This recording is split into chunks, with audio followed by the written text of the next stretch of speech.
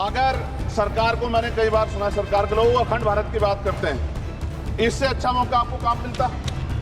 पीओक्यू लेने के बाद हमारे उत्तर प्रदेश के मुख्यमंत्री बार बार कहते हैं कि चुनाव में कह रहे थे 6 महीने के बाद पीओक्यू इधर होगा, सरकार बन की जनता ने तो मौका दे दिया। कहाँ है पीओक्यू, क्यों नहीं लेके आए इस बार आप लोग? तो ऐसा लगा कि अगर देश की सेना ने जो हिम्मत जुटाई थी, सरकार मदद करती, तो माननीय नरेंद्र मोदी जी पाकिस्तान के भी प्राइम मिनिस्टर होते इस बार, इसी बार। और फाइनेंस मिनिस्टर बैठी है हमारी, ये पाकिस्तान की फाइनेंस मिनिस्टर होती। इस तरह के हालात बने हुए थे और ऐसा मौका चूकना ही नहीं चाहिए था। अब अमेरिका में बैठ के कोई देश के फैसले कर ले तो देश की गरिमा पे, संप्रभुता पे बहुत बड़ा हमला है। इसको हमें समझना चाहिए। नमस्कार, मैं हूं आपके साथ अनु भारद्वाज और आप देख रहे हैं न्यूज गंगा। संसद के मॉनसून सत्र में आजाद समाज पार्टी के सांसद चंद्रशेखर आजाद का जोरदार बयान सोशल मीडिया पर तेजी से वायरल हो रहा है। अपने आक्रामक अंदाज के लिए पहचाने जाने वाले चंद्रशेखर ने सरकार पर सीधे सवालों की बौछार कर दी है। उन्होंने पूछा कि जब सरकार अखंड भारत की बात करती है तो पीओके को वापस लेने की कार्रवाई अब तक क्यों नहीं हुई। उन्होंने प्रधानमंत्री नरेंद्र मोदी और सरकार के मंत्रियों को निशाने पर लेते हुए कहा कि देश की सेना ने जिस तरह से साहस दिखाया था, अगर उस समय राजनीतिक नेतृत्व सहयोग करता तो शायद इस बार नरेंद्र मोदी पाकिस्तान के भी प्रधानमंत्री होते।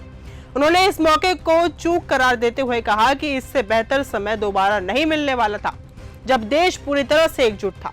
उन्होंने कहा कि बैटल ऑफ ऑनर से सम्मानित चमार रेजिमेंट को फिर से बहाल किया जाए और गुर्जर मेहतर यादव रेजिमेंट बनाई जाए। उनका तर्क था कि भारत का किसान और गांव में रहने वाला आम आदमी जबरदस्त देशभक्ति रखता है और अगर उन्हें सेना में सम्मानजनक प्रतिनिधित्व मिले तो पाकिस्तान तो दूर, चीन भी आंख उठाकर नहीं देख पाएगा। इसके साथ ही चंद्रशेखर आजाद ने सेना में सामाजिक न्याय की मांग उठाई। अमरनाथ यात्रा के संदर्भ में उन्होंने सुरक्षा को लेकर चिंता जताई और पूछा कि क्या सरकार ने आतंकी हमलों में मारे गए आम लोगों के परिजनों को मुआवजा दिया था।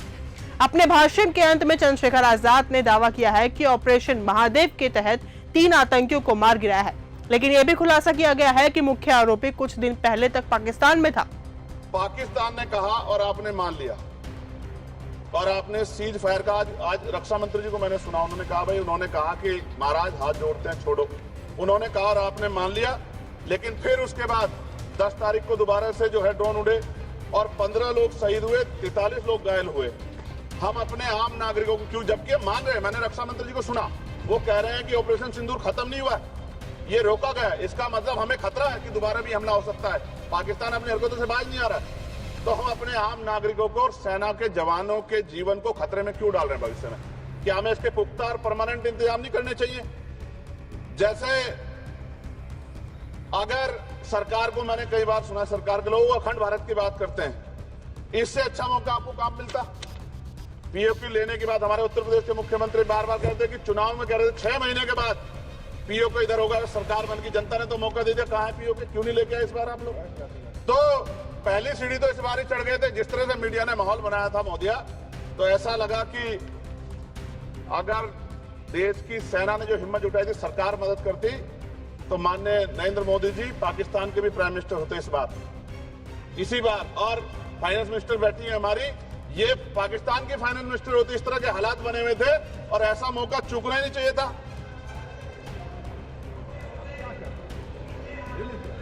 ले लेते, इससे अच्छा मौका किसे कैसे मिलता? पूरा देश एकजुट था। मोदी, मैं खत्म करूंगा, पूरा देश एकजुट था, इससे अच्छा मौका कहां था? लेकिन अब अमेरिका में बैठ के कोई देश के फैसले कर ले तो देश की गरिमा पे, संप्रभुता पे बहुत बड़ा हमला है। इसको हमें समझना चाहिए। हमें समझना चाहिए किसी की हैसियत नहीं है। भारत दुनिया में इकलौता ऐसा देश है जिसका कोई मुकाबला नहीं कर सकता है। यहाँ का 140 करोड़ देशवासी एकजुट खड़ा है और सबको जवाब दे सकता है। इस पूरे बयान ने न केवल सियासी गलियारों में गर्मी बढ़ा दी है, बल्कि सोशल मीडिया पर भी बहस छेड़ दी है।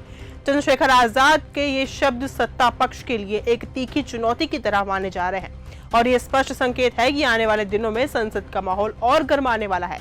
फिलहाल इस वीडियो में सिर्फ इतना ही। देखते रहिए न्यूज गंगा। धन्यवाद। ऐसी ही खबरों को सुनने और देखने के लिए सब्सक्राइब करना बिल्कुल मत भूलिएगा चैनल न्यूज गंगा। खबरें अच्छी लगी तो लाइक का बटन दबाना बिल्कुल मत भूलिएगा। कमेंट बॉक्स में टाइप भी कर सकते हैं और हाँ, शेयर करना भी बिल्कुल मत भूलिएगा।